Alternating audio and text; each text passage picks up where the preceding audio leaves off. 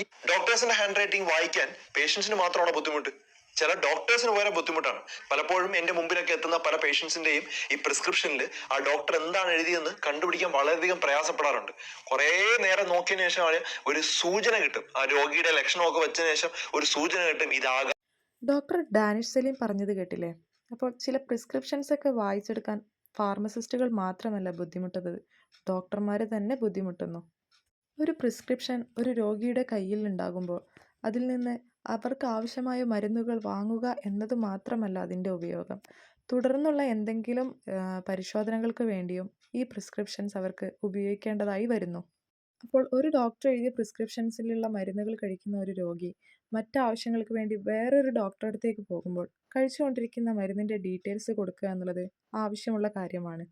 അത് വായിച്ച് മനസ്സിലാക്കിയാൽ മാത്രമേ തുടർന്നുള്ള മരുന്നുകൾ പ്രിസ്ക്രൈബ് ചെയ്യാൻ പറ്റുകയുള്ളൂ.